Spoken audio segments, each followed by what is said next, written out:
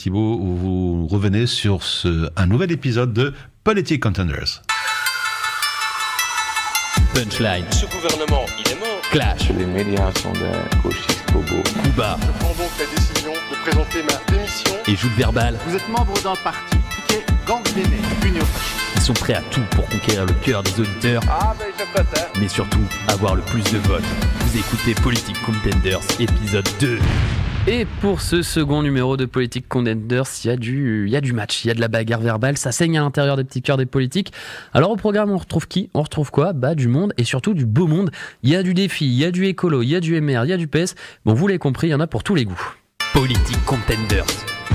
Bon, déjà, il y a eu un concours de punchline pour débuter. Le thème, c'était voiture de société. Et les politiques sont vraiment venus très très fâchés sur le dossier. Écolo qui te dit que c'est pas normal que l'État subventionne les embouteillages et le carburant.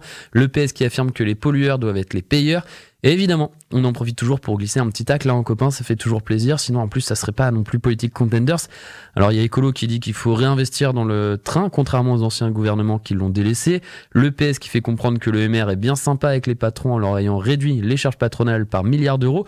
Et on a aussi le MR qui explique que Écolo et les maths, c'est pas forcément une grande histoire d'amour et qu'ils ne savent pas combien ça coûte réellement à l'État les voitures de société. Politic Contenders. Alors on s'attendait pas à une si belle rencontre. Pour moi, c'est peut-être même un peu l'opposition de cet épisode 2. Défi face à Damien Thierry, du MR, évidemment. Qui d'autre pour représenter Défi que son président Olivier Minguin ? Et il a eu raison d'y aller car il a tapé fort d'entrée. En gros, il a mis un veto pour la désignation de Damien Thierry comme tête de liste de la liste Union des francophones pour les élections régionales. Alors s'il est d'accord pour que ce soit un membre du MR qui pousse la liste, il trouve que le député va contre les intérêts des francophones. Et vu qu'il était remonté comme un coucou suisse, Olivier Minguin, il en a profité pour l'accuser aussi de délation. Au calmito, il paraît que c'est à cause de Damien Thierry qu'un politique n'a pas pu être nominé parce qu'il aurait envoyé un courrier à la ministre des Affaires intérieures flamande.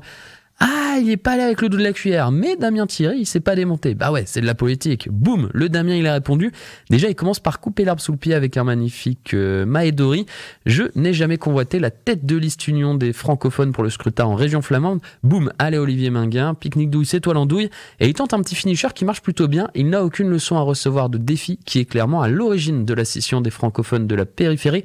1-1 balance centre, on attend les prolongations. Politic Contenders. Et on finit par le main event. Ouais, il était assez décevant ce main event. Le départ d'Alain Destex du MR pour créer son propre parti. Alors match très stratégique, des punchlines pas forcément folichon. On s'attendait à un peu plus dur que des il s'est auto-exclu, je ne me reconnais plus dans ce parti. Non, on s'attendait à des va créer ton parti et récolte 0,6% des voix. Non, franchement, l'opposition Destex-MR, c'était un peu rincé. Rien à se mettre sous la dent. En fait, le seul truc intéressant dans ce clash, ce sont les à côté. D'abord, quand Alain Destex a parlé du Parti populaire, et ouais, Politic Contenders, quand on clash, pour se ramener de l'électorat, ça fait toujours plaisir. Et quand on lui a posé la question d'une alliance avec le PP, il est assez clair et net. Il veut faire un parti de gouvernement, un parti responsable et crédible. Et évidemment, ça clash l'islam, quand on crée un parti qui se dit de droite. Si vous n'avez pas un discours sur l'islam, ne créez pas votre parti, ça sert à rien. Ça doit être une des astuces, je pense qu'on peut trouver dans comment créer son parti de droite pour les nuls. Et ouais, car pour lui, l'islam, ça pose un défi considérable. Et ouais, quand en Belgique, la population musulmane va s'agrandir et cette population grandissante de musulmans va se diriger vers un islam fondamentaliste. Et ça, c'est pas bien, il paraît que c'est contraire aux valeurs de la République belge. Content d'apprendre que l'égalité, la fraternité et la laïcité ne sont pas des valeurs belges. Bon, histoire de pas faire fuir les potentiels musulmans qui voudraient voter pour lui, il a quand même dit qu'ils ont leur place en Belgique. Bon, par contre, il faudra annoncer une partie de l'héritage classique de l'islam. Bah ouais, faut pas déconner, on est de droite ou on n'est pas de droite, nous. Politic Contenders. Voilà, c'était le deuxième épisode de Politic Contenders. On se retrouve très bientôt avec nos clasheurs préférés qui risquent de nous faire quelques belles sorties, car à l'approche des élections, il vaut mieux détruire le programme des autres que d'en faire un soi-même.